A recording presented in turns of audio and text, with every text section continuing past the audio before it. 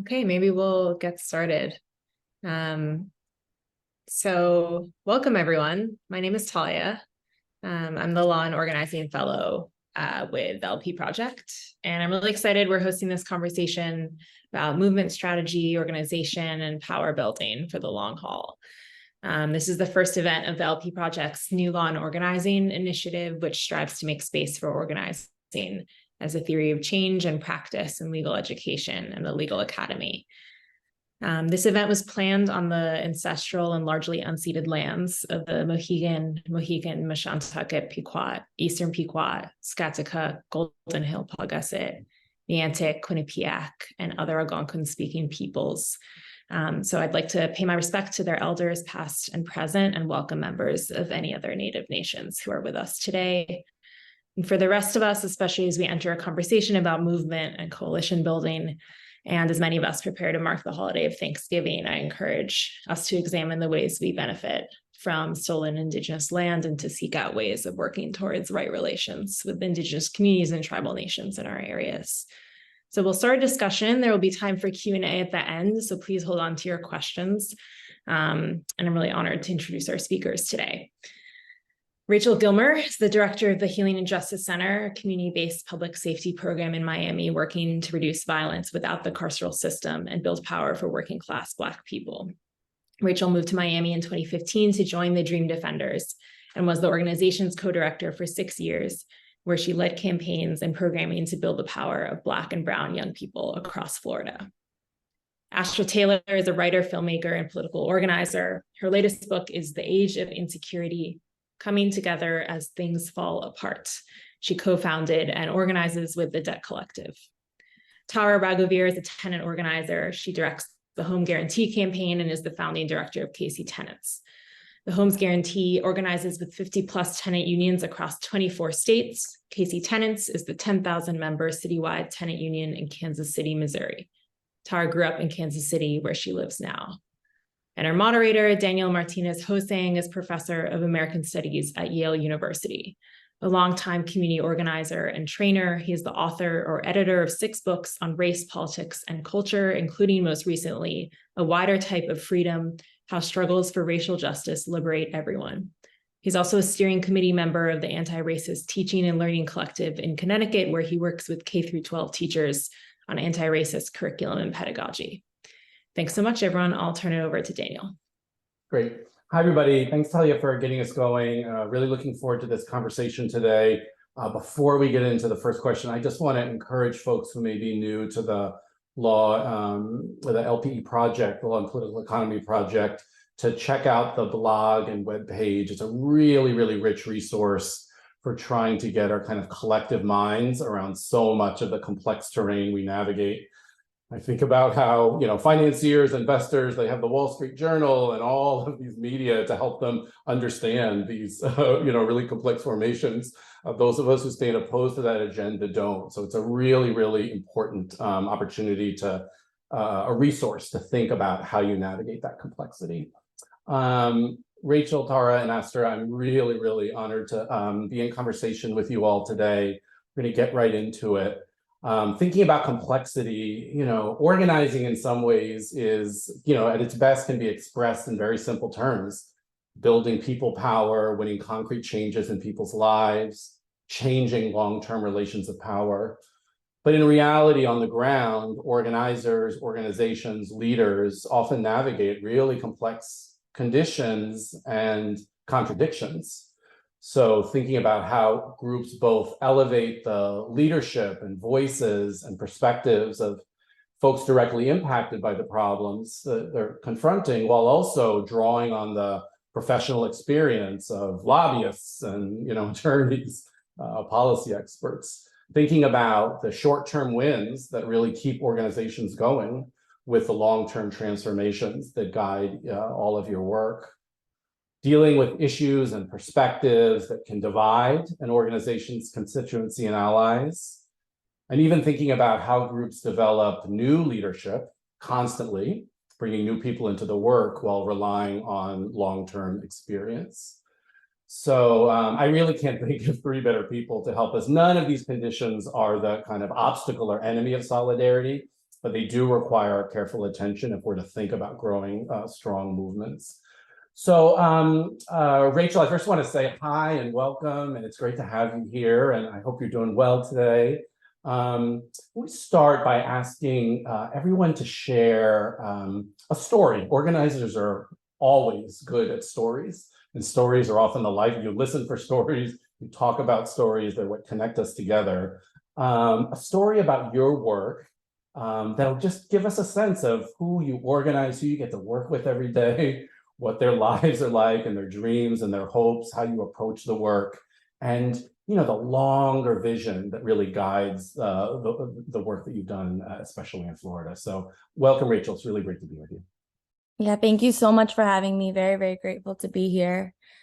I'm going to talk a little bit about the current project I'm working on, which is a sort of offshoot of Dream Defenders that really speaks to the kind of evolution of our politic and our organizing model.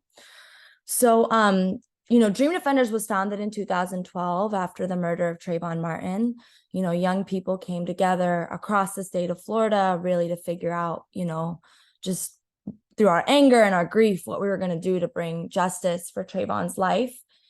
And over the first couple of years of the organization, we saw that, the conversation around the criminalization of Black youth went from being a very marginal conversation in this country to being thrust into the mainstream.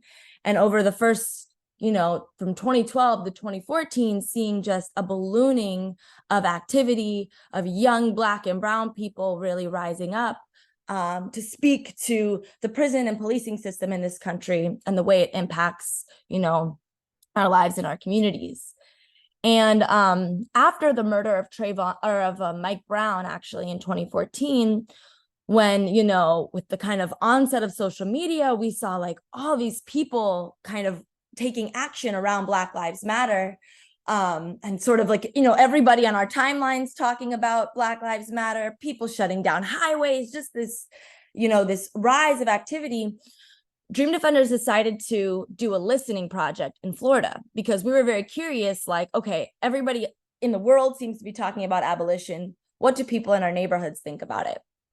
So we, in all of the different places where our chapters are across the state of Florida, we did a listening project where we basically chose a neighborhood and did a deep listening project where we kind of asked, what do you think are the main problems in the community? What do you think the solutions are to those problems? Do you think police and prisons make us safer? Why or why not? And I think we went into that conversation, given the kind of political moment, thinking that everybody would say, okay, it's time to abolish the police. The police are the number one problem. But instead, what we heard the number one problem was actually violence within community. And people didn't necessarily think the police were the solution, but people also couldn't imagine safety outside of the police. And people's immediate concern was like, their immediate material safety. And I remember one conversation I had with a woman who had lost her son to gun violence, and she still had bullet holes in her car from the shooting. And I just thought, who am I to tell this person that we should abolish police and prisons when there isn't, when I haven't been able to say, here's what the alternative is, here's what's going to be put in its place. And so through that experience, Dream Defenders was really clear after the listening project that we had to figure out, okay, we cannot just be against prisons and police, but we really have to get clear around what the alternative is, what safety is. And we had this idea that we were going to set up these police-free zones in the neighborhoods where we'd be practicing all this alternative to policing. We, after that, started practicing transformative justice within the organization and realized, whoa, this is like a lot harder. We kind of think about abolition, a world without police and prisons. And we're like, oh, everybody in a circle, just like singing Kumbaya and getting along. But actually, it is like dealing with the trauma and how to actually bring humans together to deal with conflict and pain caused by generations of racism and colonialism and capitalism. That's actually really, really complicated work. So it took us actually a lot longer than we thought it would. But last year, we were able to sort of build out different capacities over time. And last year, we launched a very comprehensive community-based public safety program that includes a mental health mobile crisis response, community violence intervention, a trauma recovery center where we provide therapy and case management to survivors of violence. And all of this is in service of how are we really showing that there is a more effective way to deal with violence and conflict in our communities than just locking people up and throwing away the key. And that if we actually invest in people's healing and invest in mediation and invest in community building over time, which our communities have been completely divested from, we can actually reduce violence in a much more effective way than just locking people up. And this intervention is really important because right now, or at least in Miami, and I think this is happening around the country, the right and the police lobby are really good at organizing our communities. In the aftermath of a shooting, I mean, here in Miami, the police organize mothers who have lost their children to gun violence, and they are really able to, you know, to get people in their most, you know, really in a very vulnerable state, to use them to like push a carceral program. Even though we know that carceral program wouldn't have prevented the murder, that it doesn't get to the root causes of violence, but the police are just very quick to organize. And so it's been really important for us to actually be working with families, to be providing an alternative, and to be showing the contradictions and the inadequacies of the carceral system. One of the things we do is that, like, when a shooting happens, we'll go to the neighborhood and we'll go and ask people how they are. And people right away will be like, well, the police always show up, but they're just trying to get information from us. And you all are actually asking how we are. That's never happened to us before. So through that, we're really actually, showing people the inadequacies of the policing system and organizing people long-term towards to the belief that there is an alternative. And I think about like the Montgomery bus boycott, and a lot of people talk about the boycott, but they don't talk about what made the boycott possible, and the fact that there were people who had, set up a whole alternative transportation carpooling system, people in community, where they were transporting thousands of people a day to get to their work. And that is what actually made the boycott of the busing system possible. And so I think we think about the HJC in a really similar way of building out this alternative, really addressing the need around community safety. What does that make possible in terms of our abolitionist vision? Thanks so much, Rachel.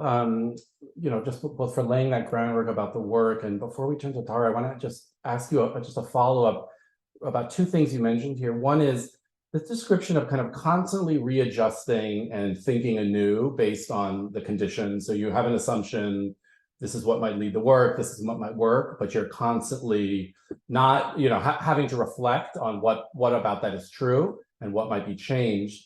And then your point that in inviting people into new conversations about what makes communities safe, that people bring ideas, including ideas about the role of police, that you're trying to work with them around. So both honoring their ideas and experiences while also saying other things are possible. Could you say just a little bit more about that process, about how you engage folks in that conversation, and as an organization, how you kind of try to think about, well, here's what we thought, here's what we're now facing. How do we think about what else might be possible? Yeah, great question. So I think one of the things that has happened with the just proliferation of ideas on the internet is it is amazing to see people rally around big ideas like abolition and, and to really, to just have these really big ideas and big visions for the world. And I think sometimes that can lead to an impatience when people in the world that we're organizing aren't with us on those ideas. And so I think we're in a practice of like, okay, how do we hold on to our big picture vision as dream defenders and be really clear about that? We have we call our political vision the Freedom Papers. It's an abolitionist, socialist, feminist, internationalist political agenda based on 7 freedoms. And so we're always really clear about our vision when we're out in the world talking to people. It's one of the first things we give to people. Here's the Freedom Papers. Here's what we believe in. And we really try to be in the practice as organizers of not having a super high bar to entry for our organization. Like, how are we meeting people where they're at? And struggling with them. Actually, the Healing and Justice Center is a partnership between 4 organizations, because when we were building it out, we realized that we had some capacities to contribute to an alternative to policing, but we didn't have all the capacities. Like, I'm not going to go out and be able to intervene in a shooting incident in Miami. That's just not my background. But that there was a group that really had that capacity. They didn't identify as abolitionists, though. And we could have immediately said, okay, well, y'all aren't with us, so we're not going to work with you. But instead, we were like, no, like, they actually are bringing a skill to the table that we need, a perspective to the table that we need. And, you know, how can we, through this project, actually be in struggle around abolition? So we've been able to, like, through working with them, through working with the people who do their violence intervention, be in like regular political education together and be in ideas struggle together, where we're actually like debating ideas around abolition. And because of that, we've been able to like move them on the issue, which would never have happened if we had said right away, like, oh, you don't agree with us, so we're not going to work with you. So I think just in organizing, remember, like, none of us started where we are now. And knowing that transformation is actually part of what we're up to in organizing. So really being ready to like meet people where they're at and be on a journey together. Thanks, Rachel. I just so appreciate the way you kind of explain that you can both be committed to far-reaching principles and not insist that every person you encounter sign off on that vision at the moment you see them. And it's not to do so would be to weaken something, but actually to that's what makes it robust. So thanks again, Rachel. I really look forward to hearing about some of those questions about how you strike balance in that work.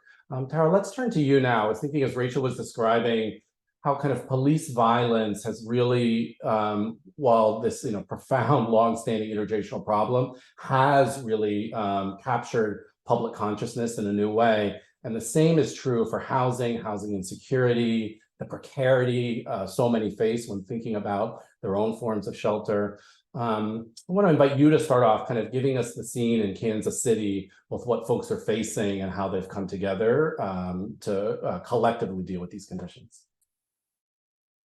Thanks so much for having me. And Rachel, your piece has put so much in my mind. I'm thinking about how our issues are so connected. There's like slow killing and fast killing, right? So I'm going to tell a story that I think is that illustrates some of the like death by 1,000 cuts that happens in a world where people's homes are so precarious.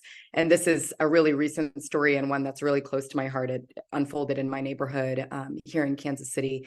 So in the intro, Talia shared that KC Tenants is the citywide tenant union in Kansas City. We have nearly 10,000 members across the city, and we've written and won a lot of policy citywide. We've snatched back millions of dollars from developers. We've organized neighborhoods. We've won $50 million for truly affordable housing. We just elected 4 members of our city council. And probably the bread and butter of our organization is actually organizing tenants at the building level around immediate conditions issues or evictions. And that's a kind of entry point for a lot of people joining our organization.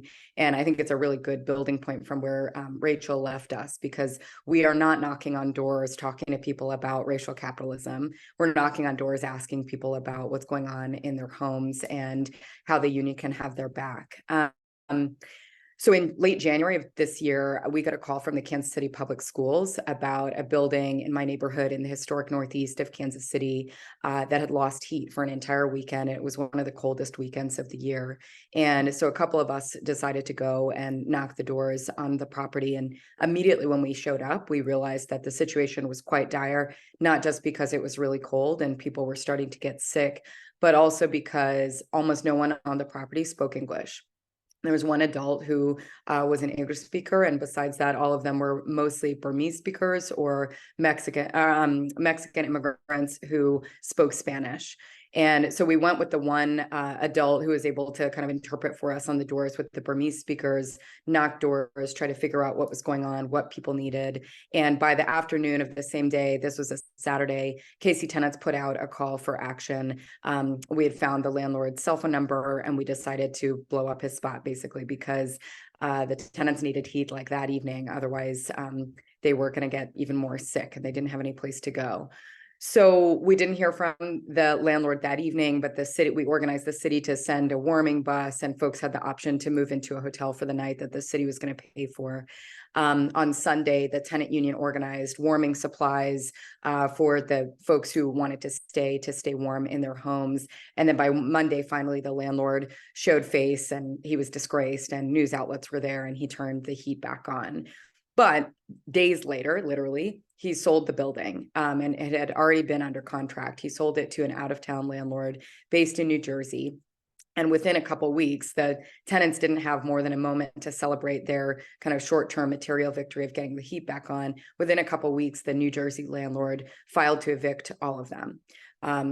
Gave them 30-day notices to leave. They said, you can stay if you can pay $1,200.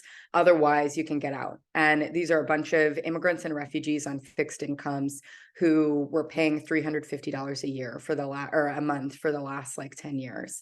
So they really could not afford, this is a false choice, and tenants get presented with these types of false choices all the time. And the rent hike is effectively an eviction, even without a legal process surrounding it. So the tenants had no choice. We got the tenants together to figure out what they wanted to do. And one tenant leader, one of the elders in the Burmese community, a man named Suban, basically said, we can't go, we won't go. Matwabu is how you say that in Burmese. And that sort of became the slogan of the campaign that ensued afterwards. Suban and his neighbors knew that there wasn't actually any place for them to go. And they knew that it was wrong for their lives to be treated as these commodities, line items in their landlord's budgets. They knew something better was possible. And frankly, they had nothing to lose in the fight for it. So they organized us, the union, to support them in their fight to save their homes. And over the course of months, there were a lot of tactics that I can't get into all the detail about, but a lot of tactics that we used to try to get the new landlord, to negotiate with the tenants. We leveraged a lot of city pressure on the landlord. Ultimately, their time ran out, and we had to escalate again on the landlord. And we drove in another set of hundreds and hundreds of calls and text messages. The landlord responded to no one except the president of the the principal of the elementary school that had called us initially. She had reached out and said, I've got kids in this building. They're not going to be able to go to my school anymore if you displace them. So he reached out to her. She helped broker a conversation with the tenant union. And then we helped negotiate a deal where the tenants actually got to move into rehabilitated units just across the street in buildings that the same landlord owned. And they were on the hook for $400, and the city was going to come in at $450 per unit per month. But because there was city money involved, we were able to negotiate a set of conditions. So the landlord is now on the hook for rent controls. The rent can't go up in those properties. He can't evict without just cause. And these households that are now protected in this deal are the most protected tenants in the state of Missouri, because we don't have those types of nice things in our state laws, right? So I tell this story, and there's beautiful endings. There's a party that the neighbors threw on the lawn where we're listening to cumbia music and Bollywood tunes and eating all the delicious food that all of the neighbors cooked. The kids got to run across the street to go to their school in August, starting the school year in their same classrooms as before. And those tenants are now part of the union, and the union is now moving to embrace language justice more profoundly so that we can really incorporate their leadership across the board. And they've started to plug into all these other campaigns. I mostly tell this story by way of sharing one of these less flashy, success stories that is actually connected to our North Star and some of the emancipatory horizons that we meditate on a lot in our union. This actually introduces the possibility of city intervention proactively, and it introduces the possibility that we can put conditions on public money, which so often flows to private pockets with no strings attached, right? We've like called the question on the city's role in terms of these dollars that are actually ours and these private landlords, many of whom are not based in our community, and what leverage the city actually has that can help protect us in our homes. And then bigger picture, I think, called the question on this model of delivering housing overall. You know, we want to see a Kansas City where a private landlord doesn't have this much power at all, or any power at all, over a poor working class tenant. Yeah, let me leave it there. But resonating a lot with what Rachel shared around not organizing people around ideology so much as mutual interest, and that being the real groundwork for power building. Sorry, you know, there's so many parts of that story that are just like such profound lessons in organizing about, and I hear your point about, this is not a story about how socialized housing was won statewide, but it's a story about, you know, meeting people directly affected by a problem, thinking about the demands that'll make a meaningful difference in their lives, understanding the power structures that they inhabit and navigate, thinking about a strategy over time that allows them to build power, developing leadership, et cetera. I wondered if you could just say, before we turn to Astra, a bit more about, as that was happening, and you were, I assume the union was like working with leaders in the building, and you know, found news of the building, they're going to sell the building or these refusal. How do you kind of process that with folks so that some of these larger structures of power become more legible and clear, so that we can all learn together about kind of what's, you know, what they were up against and you were up against? Yeah. In some ways, I think this campaign is, again, sort of a perfect encapsulation of what that collective processing needs to look like, because of all of the, because of the need to translate and interpret everything that was happening at every step of the way. We actually had to be really deliberate about being as clear as possible. And I think the role of the organizer is to make the complicated clear. That's like one of the biggest projects that an organizer has. So, you know, at every turn, we were having meetings on the lawn outside of the buildings with like folding chairs from the trunks of our cars being pulled out, and kind of posing questions of the tenants that were helping inform the next steps.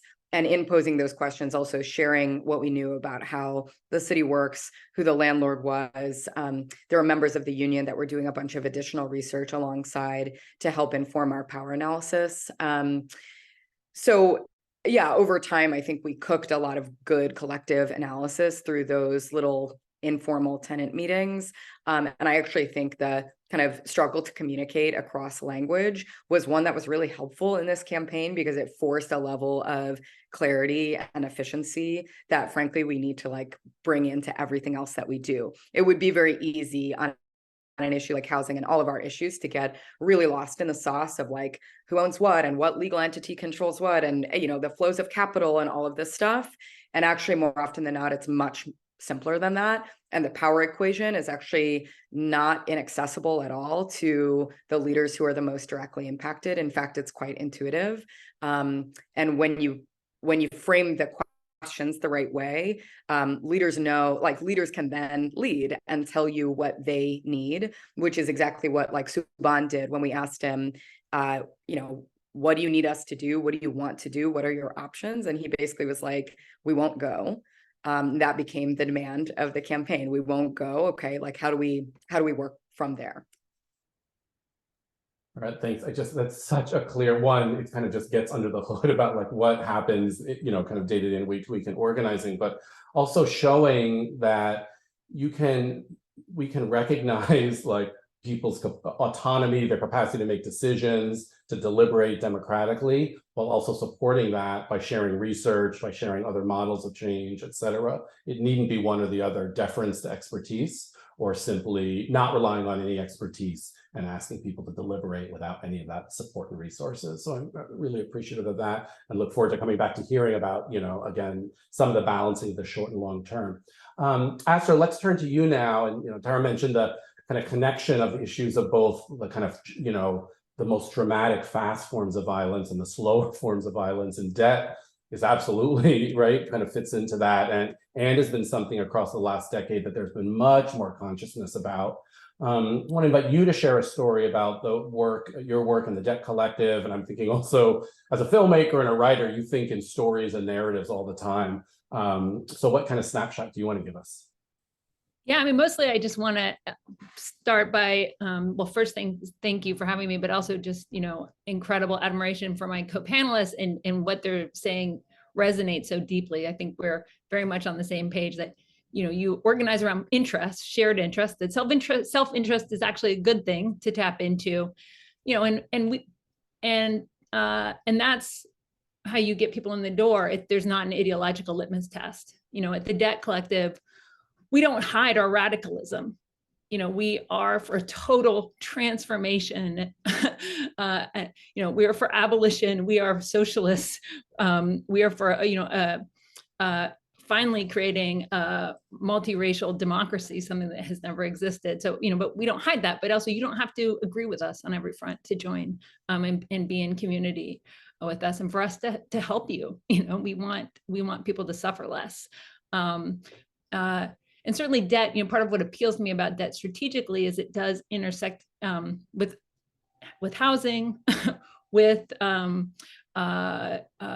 state violence in the form of policing. I mean, when you're incarcerated, you're left with all kinds of debts, what we call carceral debts. People, it's, obviously connected to our healthcare system, to our education system.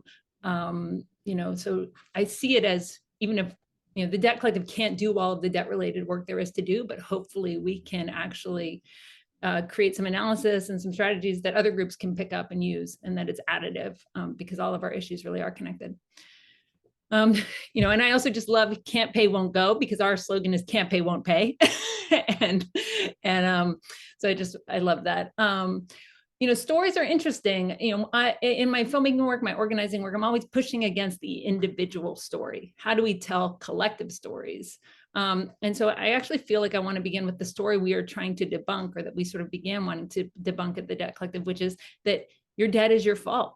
It's the product of your bad choices. You failed to pull yourself up by your bootstraps. You signed on the dotted lines, you've got to pay. So it's also the story that all contracts are sacred, that they can't be renegotiated. And so, one of the Debt Collective's many slogans is people aren't in debt because they live beyond their means, but because we're denied the means to live.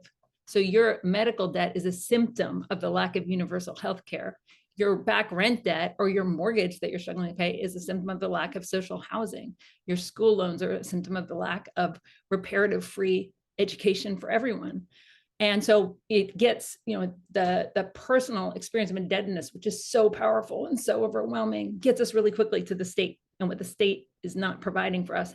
And actually what we are deserved, right? So there's this contradiction. We're taught to see ourselves as debtors, when I think we should see ourselves as creditors, as entitled to the things we need to have flourishing lives. So we wanted to, we were a bunch of nerds starting this out, indebted nerds. And in fact, Luke Heron, who's close to the LP community, is one of the co-founders from back in the day. We were like, how do we organize on the ground against something as big and abstract as financialized capitalism? Like, where do we start? And we started by opening space for people to tell their stories. And we started something called debtors assemblies. It was just literally like people talking and being like, I have student loans I can't pay. I cry myself to sleep at night over them. I have medical debt from an emergency ambulance visit, trip. I'm worried that, I can't keep up with my credit card debt that I've incurred because I'm underpaid at the job. And so just by starting with that, it was through the simple act of collective storytelling that we started to actually develop what turned out to be, I think, pretty successful strategies. We are most known for our work on student debt. We actually work on across issue areas. We're really digging into medical debt in ways I'm really excited about. We're close partners with the LA Tenants Union in California, doing interesting work there. But we're most known for our work around student debt. And it began by organizing with people who had been defrauded by predatory for-profit colleges. And precisely, making that phrase "can't pay, won't pay" into a giving that sort of both moral and political force. It turned out that these folks had signed arbitration clauses. so they couldn't sue, which was their instinct, because that we live in America, right? You're like, I was wronged, I'm going to sue. Well, sorry, you signed that away. You were forced to. I mean, people were literally forced to sign arbitration clauses on graduation day. And then we developed a sort of creative legal strategy alongside declaring the first ever student debt strike. And really that was politicizing non-payment. They couldn't pay, they won't pay. And that grew in our organizing, expanded to other for-profit colleges. This was during the Obama administration. And by overwhelming the Department of Education with applications for relief, we were able to force them to start issuing some debt relief. This was for initially, we were organizing with students of Corinthian colleges, which was a huge for-profit chain along the lines of, University of Phoenix. We were always demanding automatic, immediate cancellation, no paperwork, no bureaucracy, no delays. Under Obama, they, essentially forced these defrauded folks into reproving they had been wronged. But last year, the Biden administration erased all of the debt for Corinthian college attendees. So we're talking over 600,000 people, billions of dollars of debt erased. So finally doing what we had been demanding through at the beginning of our organizing. So the law has been something that we have had no choice but to engage with every step of the way, to think about in a movement sense, knowing that if we just fetishize the law or expect lawyers to do our work for us, we won't get where we want to go. And figure out, what the balance is between legal strategies and, militant strategies like debt strikes, and also just trying to change the narrative, tell different stories, so that, our position becomes, recognized as actually the logical, ethical, inevitable position that it is. And David Graeber, yes, somebody mentioned in the channel, David Graeber was an early collaborator, was the person who brought me to Occupy Wall Street, definitely part of the brainstorming group in the early days. Thanks, Astra, for really getting us on the ground in that sense. And Graeber, for those that don't know, is an academic and anthropologist who's done this really profound, really important work in shifting broad perceptions of debt. Before we turn back to her for the second round, Astra, I wonder, you talked about the way debt can activate feelings of humiliation, right? Feelings of shame. And that seems very true, right? It's true for police violence, the humiliation of being pulled over, of being searched, when you're incarcerated, the many humiliations people are subject to, when you're a renter and are being, have to look at your kids while you're shivering without heat, or being threatened with an eviction notice. Could you talk a little bit, Astra, about how you think about how to make that not an individual feeling, but something that's more collective, not something that's voyeuristic, that people feel kind of like, some kind of charity for, but actually a site of political action and energy and vision? Yeah, I mean, shame is such a powerful emotion. And for me, it was, I've told this story many times, but there was a day at Occupy Wall Street where somebody had a piece of paper and was inviting folks to step right up and write down what you're worth to the 1%. And that worth is really important. It wasn't write down what you owe, but, acknowledge that you're a profit center for the people who have lent money to you. And I mean, I literally had to walk around the park 3 times before I could write it down. That's how much anxiety and just shame and dread my recently defaulted student loans caused me there. But, as you just indicated, it's an emotion that all sorts of social movements channel, right? It's what happens when you're stigmatized for being disabled, or stigmatized for being an immigrant, stigmatized for being racialized, right? I mean, so, movements often tap into that and say, well, hold on, we shouldn't be ashamed. We should be indignant. Who should be ashamed of themselves? Not us, but the people who are exploiting us, who are oppressing us, who are dividing and conquering us.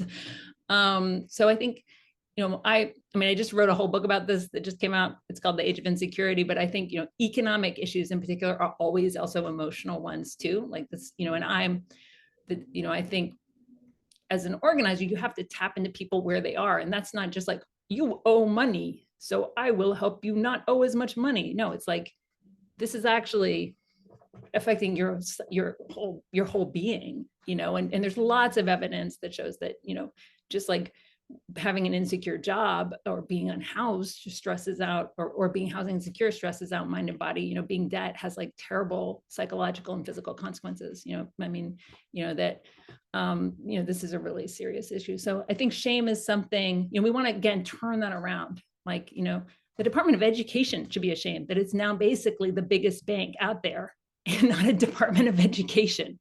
And the people who have enabled that situation and facilitated that should be ashamed of themselves, not folks who are just trying to learn or, you know, better their lives. So that is, but it's, you know, definitely one of those things that's just fundamental, I think, to a lot of organizing. Thanks, Astra. I just, the way you've laid that out about how you translate and honor those feelings and not be dismissive of them. They can't just be said, you know, come on. But they're the site of something that could be transformed is so helpful.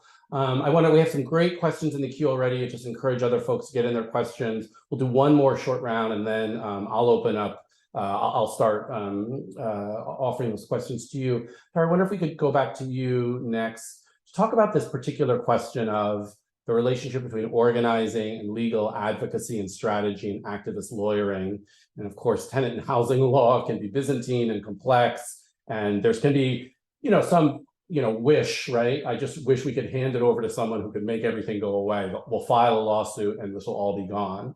And we know that's not, that's a fetishization of the law, as we said on the one hand, but on the other hand, the law plays an important role, and our opponents understand how to wield the law in very, very particular ways. So could you talk a little bit about how Casey Tenants has approached those questions, especially for those listening and watching who are thinking about the connection and convergence between activist lawyering and organizing?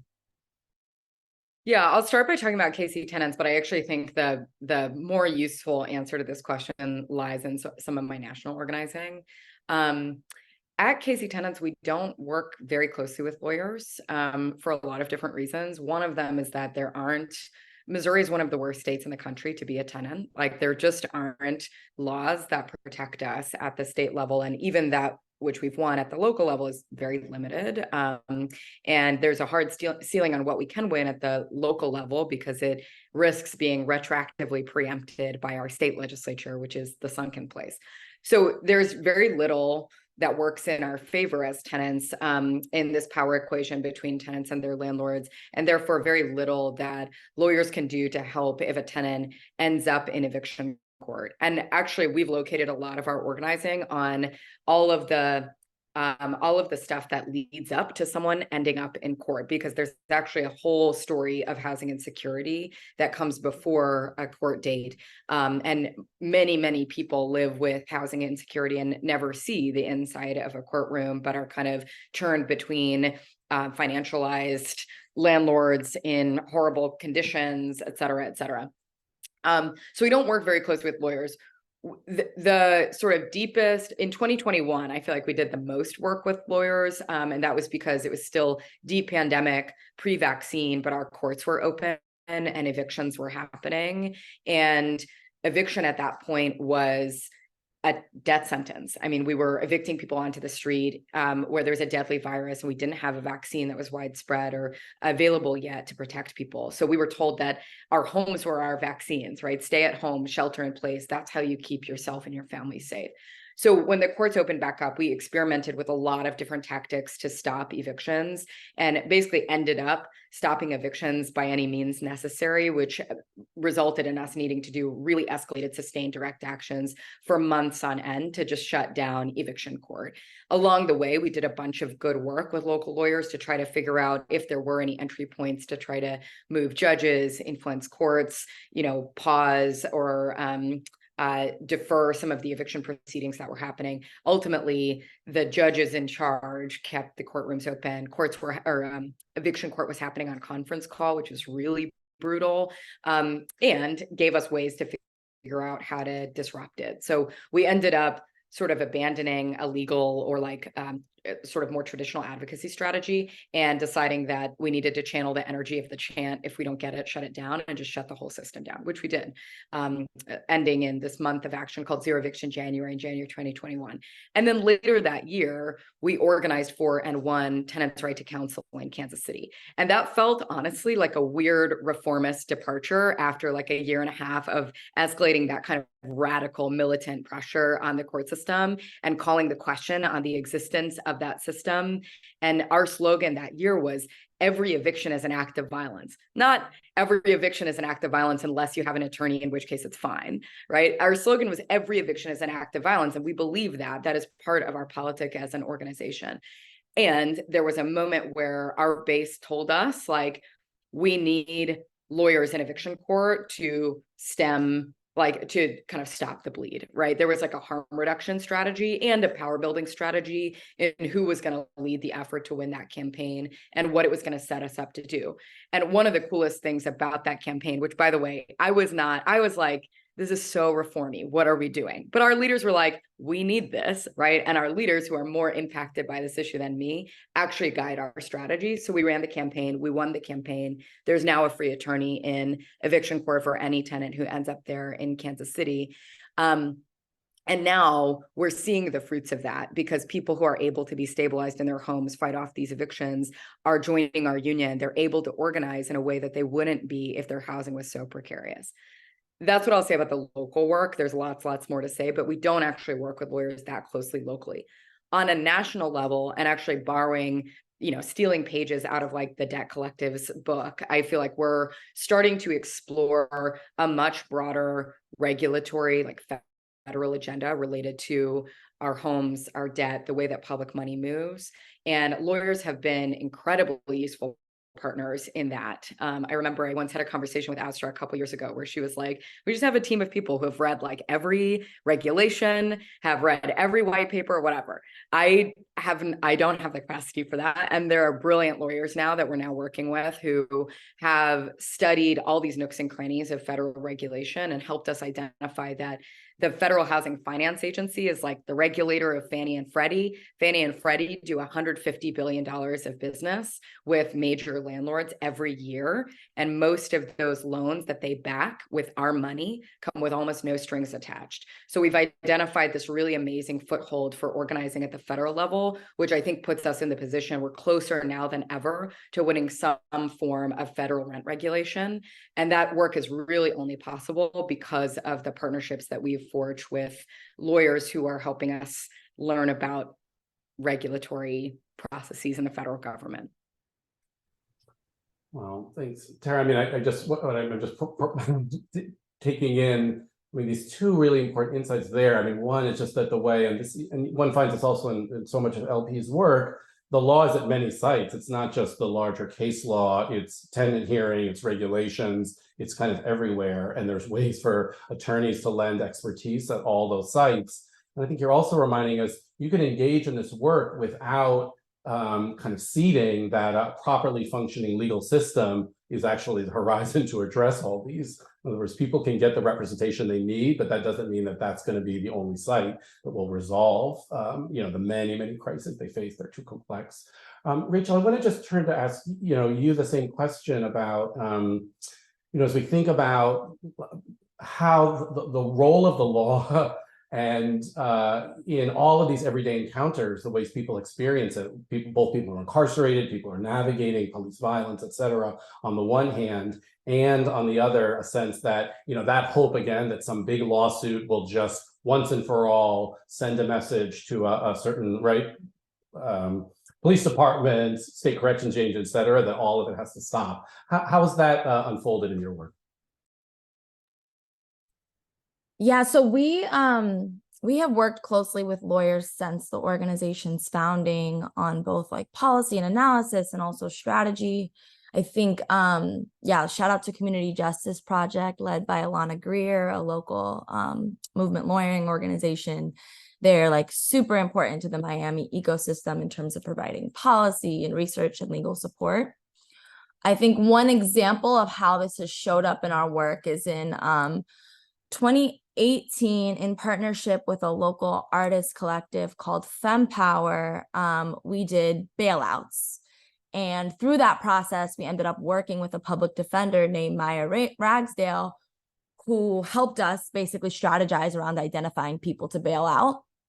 Through that experience, we ended up launching a local campaign called Free the Block around ending money bail and ending pretrial detention.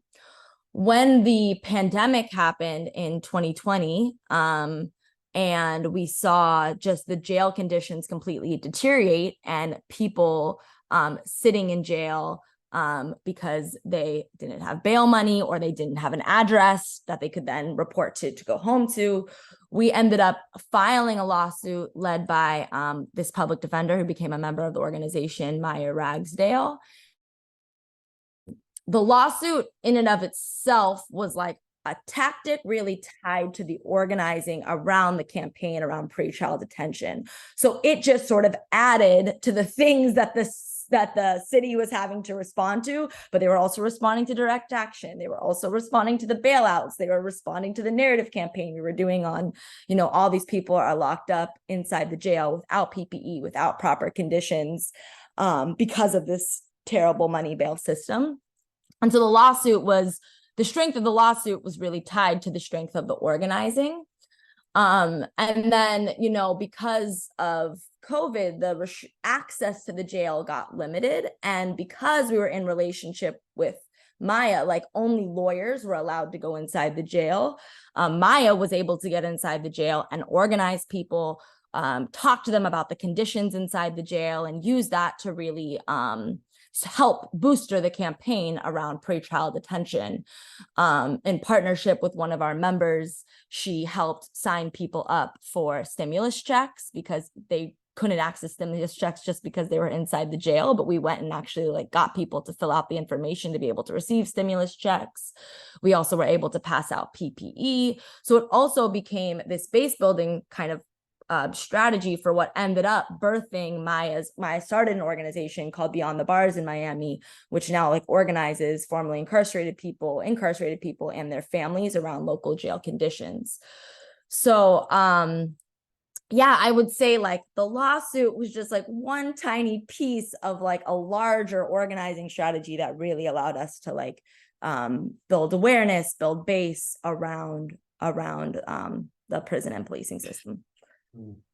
Thanks, Rachel. What I'm so taken by is you've laid out all these roles that people with some legal training, whether it's law school or familiarity, can play in contributing to an organization, right? In thinking about policy and thinking about campaign strategy and demands and thinking about more immediate questions of representation. So it's much more expansive than simply, a kind of fixed sense of impact litigation that will resolve everything. Astra, let's turn to you, and then lots and lots of questions here that we can pose there. You talked a little bit about how the Debt Collective has thought about the law and legal strategy. I also think about how incredibly complex it can be, right? These fat envelopes that debtors get, right, which kind of outline and are part of the shaming process. How do you navigate both some of that, the smaller stuff, the support for individual debtors who come to you and work with you, and also thinking about the larger landscape that legitimates and makes possible some of these predatory practices? Yeah. Again, one of the many Debt Collective slogans, because we're like a slogan factory, is we're in the red and in the dark. And this is the thing, a lot of people don't understand how much money they owe, who they owe it to. I mean, our debts are bought and sold. Smaller unsecuritized consumer debts are bought and sold on shady speculative markets. I mean, you go to a hospital in most states, after a certain number of days, the hospital will, sell that debt off, or maybe contract with a law firm to issue judgments. And that opacity is part of the power of debt, right? I mean, and even something like student lending, I mean, 95% of student loans, are ultimately now held by the federal government, but there's still loan servicers in the mix, and so much confusion. I mean, I know lawyers who are doing student loan related stuff professionally every day who have struggled to get PSLF, public service loan forgiveness. I mean, that's just a sign that the system is broke on purpose, and opaque on purpose. So part of what we do is help shed light on these processes. I mean, I think the Debt Collective is one of the groups that, we have more of an idea of how these various chains of debt actually work and connect to people's lives than a lot of experts who think they know about how things should work in theory and what consumer protection laws are in theory, right? It's like, in practice, it's a shit show. We want, again, we do want to relieve people of these debts where and when we can. And sometimes we recommend folks, that we recommend that people get legal help. But really our goal is always to collectivize it. And to fight against what I think we could describe as a privatization of law, right? I mean, part of what we're fighting against is the privatization of the welfare state, and public goods. And the law is part of that. I mean, that's what these arbitration clauses that people signed are, right? Are a symptom of this sense of like, well, no, you don't have recourse to public justice. You just got to go through these internal mechanisms if something's wrong.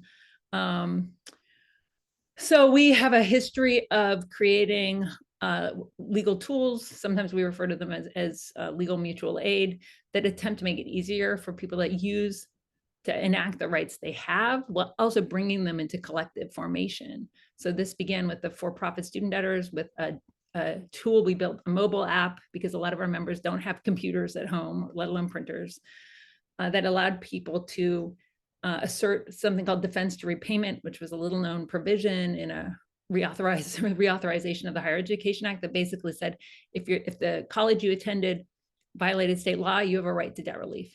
So this is something good that was on the books, but nobody knew how to use it. Nobody could use it. Even a lawyer wouldn't help you. And so we brainstormed with radical lawyers and techies, and we're like, well, we think this is how this right should be used. And eventually, flooded the Department of Education with tens of thousands of legal claims. And so, and that, we've also been instrumental working with partners, including our partners at the Project on Predatory Student Lending and others, in making the case that the Higher Education Act and the Compromise and Settle Authority in it enables the president to cancel all federal student debts, should they wish. And so part of our work is, again, like, looking at the laws and also saying, okay, well, these are some toeholds, these are some rights people have in theory, but just because they're on the page doesn't mean they're, obviously we all know this, doesn't mean that they have force. And so part of it is like, on the one hand, getting people to believe these rights exist, and then building the power to actually push through their use. And that's just like that's an organizing challenge. And as people know, we've gotten to the point where student debt cancellation, Biden's already always inadequate student debt relief plan from last August was, stymied by the Supreme Court. So, and the SCOTUS's decision referred to the specific legal authority Biden had used, which was actually the HEROES Act, which was a 2003 law that said the president had the right to cancel student loans in an emergency. So the Biden administration was saying, hey, COVID. The Debt Collective, that was totally fucking legal. But what we have is the Supreme Court that doesn't care. And so in the words of Justice Kagan in the dissent, hey, my colleagues have violated the Constitution to strike down legal debt relief. So, that's the legal terrain that we're on. And so that's why when Tara's like disruption, I'm like, yeah, disruption. We can disrupt a court in a place. So how do we disrupt the Supreme Court and their decisions? How do we enact in what is ultimately legal defiance of their decision? So that's the terrain we're operating now, is knowing that, when you're doing these big federal fights or smaller fights that will ultimately trickle up to the Supreme Court, we're fighting on terrain where, yeah, the law doesn't matter to them. They're making shit up, right? So it was, your law folks will know, a big factor in the student debt case was the major questions doctrine, essentially saying this question is too major for the executive branch to decide. So we, 6 unelected justices, should decide. It's wild. And so the law can be a useful tool, but we have to have the eye on power building, disruption, other means of building power for working class, middle class people, everyone except those 6 judges. Thanks, Astra. And when you're describing that how opaque and confusing it is, I think about all the attorneys that were drafted to write opaque and confusing processes, policies, and legislation to make it more confounding, and that how legal education in some ways has been co-opted and taken over for that purpose, to train people to write regulations that are confusing for everyone. It's been weaponized in some ways against people, and the role of lawyers in helping to contest that. We're now at a time, we have about 15 minutes left, and have some really wonderful questions. And I think, Rachel, I'm going to start this first round. I'm trying to put a couple of these questions together. There's several questions that are asking about scale. How do we think about the connection between this dynamic and really far-reaching work that can be local and regional or around a particular issue, and how it connects to these larger questions? So that's one. The second part, and take either or both, is about some work that you talked about early on, when you are working with members and leaders who may have different sense of understanding and bearing, right? Their different beliefs about police, different experiences with police, how you work to kind of connect them together and help to think in new ways around these issues. So it can be either that big scale question, or it can be down into the how we bring people together who are starting from different points of entry. Yeah, thank you. Great questions.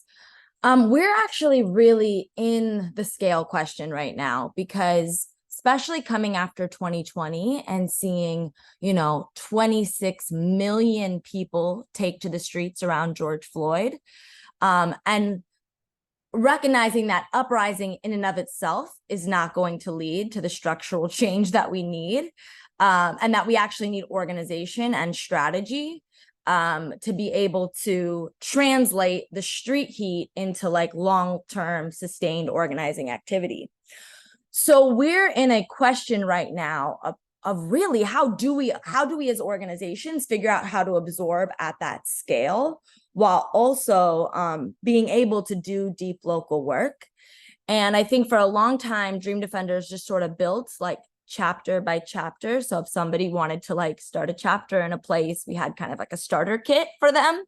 And we're that's great. And we need to figure out how to absorb people at a much more rapid scale. And that one of the failures of 2020 was the lack of a Black youth left organization that was able to absorb people at that scale. So we're now sort of experimenting with a 2-tiered sort of organizing model. One that is able to bring activists in en masse and get them in formation, have them moving strategy together, doing political education with them, getting them, around the basics of organizing and funneling them into campaigns, and into a political home. And then are there a few places where we have experienced leaders who can really do the deep, long-term local work, but not try to do that everywhere? Because I think the reality is we are kind of in a moment when lots of young people are activated around mobilization, and not everybody wants to be an organizer. And that's okay. We do need people who want to mobilize and be a part of a political home and be connected to and tied to a strategy, but maybe they aren't interested in the deep local organizing work. And we do need to do the deep local organizing work. So there are a few places where we can do that and do it really well. So we're trying to kind of experiment with this 2-tiered model. And then I would say, in terms of holding, kind of differences, I think in organizing, the power of the story, it sounds really basic, is just so important. And we have, like I shared earlier, we have the Freedom Papers, which is our political agenda. And one of the ways we use it is that we'll read the Freedom Papers and then have people share stories connected to each of the freedoms. And in that, you will hear both people who are people who have stories of why they have complete mistrust in police, why they think police need to be completely abolished. And then you'll also have people who have stories where you know, like I shared earlier, they have a need around safety, but for whatever reason, they're not bought into the idea that we can completely abolish police. And just getting people's stories in dialogue with one another challenge all of us to get clearer. So I think just finding more ways to get community and conversation with each other. It sounds really basic, but I think that's one of like the roles of organizers, is to get people just sharing their stories, get them in conversation with one another, and get us in dialogue about, you know, about solutions and where we're headed as a community. You know, thanks, Rachel. I mean, I'm just struck. I mean, there's a real politics to that, because in the lives that we encounter as segmented and alienated and outside of one another's experience, what you're saying is we have to lend space to allow people to enter into one another's lives and to hear about them and hear what matters to them. And that's the site of these kind of new possibilities. And also the way you're describing these different roles, right? People can come in with lots of hopes and things they want to contribute. They don't have to align around a single place. Astra, let's take that to you, and we're continuing to get questions about both. You know, I think there is something about seeing the scale at which the right operates. You know, there's this really horrifying Project 2025 report that they've put together, which is, if Trump is elected, they have a very, very clear administrative and legal and policy agenda coming in. And there's some sense it's operating with such, you know, like ruthless efficiency, or has the potential to. How do you think about the, you know, both honoring and nurturing the like joys of the local and day-to-day work, while also thinking about that as something quite formidable that's on the horizon for everyone? Oh my gosh. Well, I mean, you know, I think the ruthless wielding of power in one's possession is something I want to see from, you know, the Democrats who are in power. And I actually think that that's part of how we combat the right-wing takeover. So, you know, I think there is, you know, someone asked in the chat too about how do we resist the capture of the courts and this right-wing takeover. And I think, you know, through the experience of pushing the Biden administration to announce a student debt relief plan and then seeing how they fumbled the ball, we can actually extrapolate and get some lessons from that. So the debt collective was very clear that the president had multiple legal tools to cancel student debt. So there was the HEROES Act, there's the Higher Education Act, there are other even more kind of creative ways you could do it. But it was incumbent on them to not repeat the mistakes of the Obama administration when we were pushing them to cancel the debt for those for-profit college debtors. And instead of just doing it at once, they issued this trickle of relief through an individualized application process, thus leaving hundreds of thousands of people to have their fates determined by Betsy DeVos when Trump took office, right? So, and then finally, you know, almost 8 years later, they're just like, oh, right, we'll cancel it all. And by acting boldly and aggressively, they could have insulated student debt cancellation, right? By canceling student debt instead of putting up an application for relief, the Biden administration could have fought the courts from higher ground. Now, of course, you can't stop the right wing from having a bunch of spurious lawsuits where they tee them up with right-wing judges, but you could be fighting them from a position of like, the debt's been canceled. We believe what we're doing. And then, okay, so try to unwind that, which would have been a much more difficult thing for them to do. So I think, you know, I think one side is we need to build the power to push the decision makers to not fight like it's 95 or whatever, is a really important thing. To think about how you actually create policy so that it's as impervious as possible to people who will stop at nothing to sabotage our futures, right? Who will literally violate the Constitution when they are supposedly tasked with protecting it. The other thing is, you know, it's really hard as an organizer, because the thing is, like, there's so much stuff we need to attend to. But, you know, we can't afford to just be the debt collective going along, working on federal strategies for student debt cancellation and medical debt cancellation and housing debt without paying attention to the problem of the capture of the judicial system. And I think it's too important an issue. It's such an important issue. We can't leave it to lawyers alone. And there are a lot of nice little nonprofits working on how we fix the courts or reform the courts or restore the courts. And it's like, we're going to need massive people power for that too. So I hope folks are imbibing these organizing strategies, this kind of advice, to realize like this is actually going to take, unlike the right, we can't just rely on money to solve this issue, because they have an anti-democratic project. We have a pro-democracy project, so we can't buy our way out of this. And so I am, it is something that has to be more cross-sectoral, that it has to be something organizers on different fronts are paying attention to. And I think defiance has to be a part of it at this point, because when when people are overtly against democracy, overtly against the survival of our planet, our species, like then that has to be on the table. I think, Astra, you're also reminding us about that there's, we might hope for like a simple playbook. You simply elect people who are not the people, who have this agenda, and that does the work already. And you're saying those elections matter, and they matter deeply, but there's a whole broader set of work that follows those elections, that's involved with them, around accountability. Even you're talking about a certain kind of like coaching, right, that has to be done, so that people understand this is how you would wield the power that you have. These are other sectors that you need to work with. Well, simply just deferring to their own authority and professional expertise is not adequate for the moment in that way. Tara, let's just turn to you, for the last question. You also work for both a national network and on national issues and a local organization. I'm wondering if you might also just help us understand how that works together and how both sites, try to learn from one another in that process. Yeah, I'm like consumed with this question of scale that Rachel and Astra have both touched on. The local and the national are deeply in conversation. And I think, like my co-panelists, I feel stretched and challenged and also energized as an organizer about the fact that we just have to operate on all of these different levels. Like, I have to organize this building in my neighborhood around a condition struggle and think about the kind of federal conditions that shape the market that determines how we all live in a community like this, and everything in between.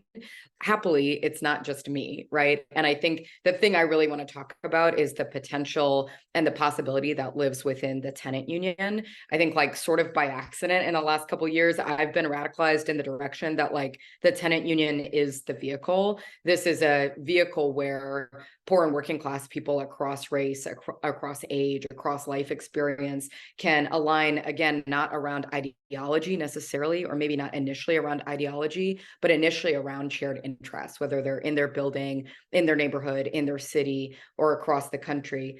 I really believe, and this is kind of an audacious thing to declare, but I really believe that the tenant union may be for poor and working class people in this country in the 21st century what the labor union was for poor and working class people in this country in the last century. And there's a lot of reasons that organized labor, unfortunately, has been attacked and attacked and attacked by the other side, not least of which is because that collectivization of people's pain and also their power as laborers was the biggest threat to kind of establishment, status quo, capital, et cetera. Tenants unions and labor unions, I think there's a lot we can learn from labor organizing, and there's a lot of difference, right? There's a lot of difference in, like, laborers as producers versus tenants as kind of consumers of goods and services. There are different points of leverage, different ways that we need to organize. When I think about scale and the way that we can organize strategically and proactively against all these forces that we're up against, a lot of it comes down to really figuring out the methodology of tenant organizing. It's not easy, it's not rosy, it's not new, right? We're not building like a new thing. Tenant unions have existed forever, whether or not we've been using that language forever, but there's a new way that we need to wield power as tenants today, in relationship to the forces of capital that shape how we live. And I actually think our questions and strategies related to scale also force us to be really deliberate about avoiding, like, any smoke and mirrors bullshit. Like, we actually have to be very rigorous as well as ruthless, as Astra's saying, about, like, what it means to build a tenant union. What are the practices of tenant unions? How do you wield the power of a tenant union? How do you avoid kind of calcifying into a nonprofit or an advocacy organization that's really staff-led rather than led by the collective people who are deeply impacted? So I actually think, like, the project of building this kind of tenant power that I'm talking about requires us to start smaller rather than bigger in order to like sharpen and finesse a methodology that needs to be new, and we need to sort of innovate together in the next couple of years. And I actually, you know, I really find a lot of hope and energy in the project of imagining what that looks like, because I've seen it start to transform the country, and specifically communities like mine in Kansas City, Bozeman, Montana. The tenant union just elected their mayor last week. And, you know, it's a town of 60,000, but it's like a radical left mayor who helped found the tenant union is now in charge of setting policy for the city, right? Tenants in Louisville, Kentucky just won a radical anti-displacement ordinance. And this is on top of all the organizing that they're doing in buildings around mutual interest, et cetera. So we're starting to see this type of thing work. I think we're on to something, and it's not easy. Like, I think Rachel spoke to this in the beginning, but like every single day in a tenant union is hard. It's hard because of personality shit. It's hard because of ideological difference. It's hard because of all the forces that we're up against. Like it's hard because of us. It's hard because of them. So it's going to take a lot of work and time and energy and intention. But I think sharpening this methodology is worth all of that. All right, it makes so much sense as you lay it out that way, that if we talk about what it means to like begin to put into practice and exercise fluency in democracy, that starts at the very level you described about translating our ideas to one another, slowing down, taking inventory, what relationships we have, not about some new policy that's gonna, you know, educate Congress about something about democracy. And that it has that power to kind of shape out. We're unfortunately at the end of time. We had all these other really wonderful questions we didn't get to. I want to express my gratitude to all three of you for the work, for the way you model that we can be both very, very sharp in our analysis and convictions, but also constantly fluid and generous with one another and learning new things all the time. And just something about the way you're very, very clear that we have to be very serious about the profound violences we're facing and authoritarianism, but also the hope in all of your work just kind of sings through and is inspiring and energizing. So I'm so grateful for all of you and for your work, and to thank you for being today, and for everyone here. Talia, I want to just invite you back in to remind folks how they can get involved in the LP project, how they can stay up to date, and how we can hear about more great events like this. Rachel, Tara, and Astra, just an honor. Thank you so much.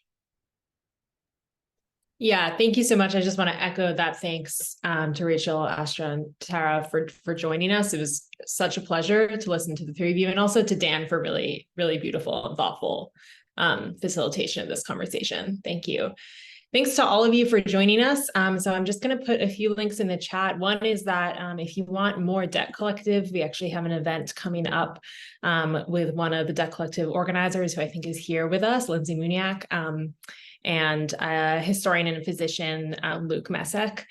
Hopefully I'm saying that right. Yeah, so you can check that out and join. The other link that I'm just putting in the chat is to sort of sign up for our newsletter on law and organizing events and programming moving forward. We've just sort of started out, but so I just really welcome you to reach out to LP Project at yale.edu if you have more questions or ways you want to get involved.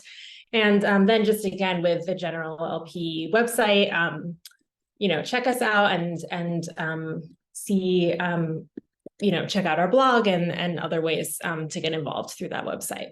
So thank you so much, everyone. Have a wonderful week, and thank you all for joining us. Bye.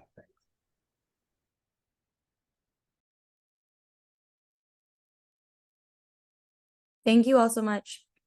Thank you so much, Rachel. Really appreciate you joining.